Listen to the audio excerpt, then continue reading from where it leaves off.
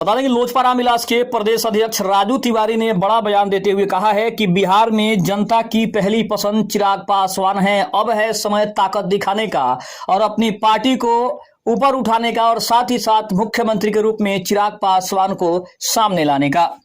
नमस्कार, मैं हूं संजीव और आप देख रहे हैं आप तक न्यूज। अगर आप हमारे चैनल पर नए हैं तो चैनल को जरूर सब्सक्राइब कर लें। बता दें कि लोजपा रामविलास के प्रदेश अध्यक्ष राजू तिवारी ने बड़ा बयान दे दिया है। इसके पहले अरुण भारती ने चिराग पासवान को मुख्यमंत्री का मटेरियल बताया था, लेकिन अब राजू तिवारी ने इसी बात को अपने अंदाज में कहा है और बिहार की सियासत में एक बार फिर से गर्मी बढ़ा दी है। लोजपा रामविलास के प्रदेश अध्यक्ष राजू तिवारी ने चिराग पासवान को लेकर बड़ा बयान दिया है। उन्होंने साफ कहा है कि बिहार की जनता की पहली पसंद चिराग पासवान है और राजनीति में ताकत तो दिखानी पड़ती है, जो समय अब आ गया है। अब सवाल यह है कि क्या एनडीए में चिराग पासवान की एंट्री सिर्फ वोट बटोरने के लिए है या फिर वे खुद मुख्यमंत्री की कुर्सी की दौड़ में शामिल हो गए हैं। राजनीति में समय समय पर ताकत दिखाना पड़ता है और यही बात अब चिराग पासवान के खेमे से जोर शोर से उठाई जा रही है। लोजपा रामविलास के प्रदेश अध्यक्ष राजू तिवारी ने बिहार की जनता की पसंद को चिराग पासवान के रूप में सामने लाए हैं, तो वहीं उनका कहना है कि वो सिर्फ एनडीए का हिस्सा नहीं बल्कि बिहार की राजनीति का भविष्य भी है।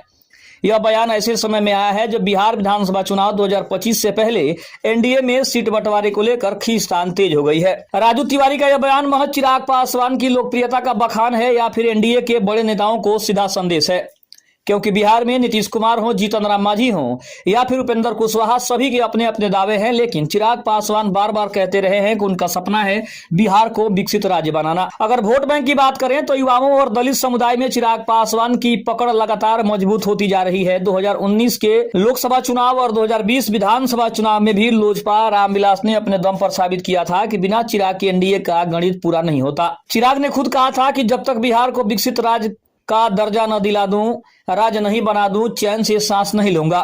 लेकिन अब राजू तिवारी का बयान चिराग के लिए पब्लिक सपोर्ट का नया प्रमाण माना जा रहा है।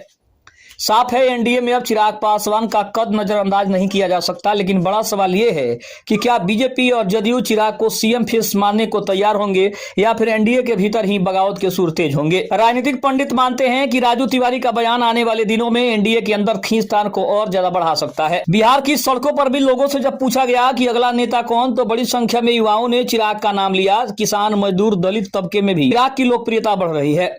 राजू तिवारी का बयान इसी जन समर्थन का नतीजा माना जा रहा है। अब सबसे बड़ा सवाल है तो बिहार की राजनीति में अब जंग और ज्यादा दिलचस्प हो रही है।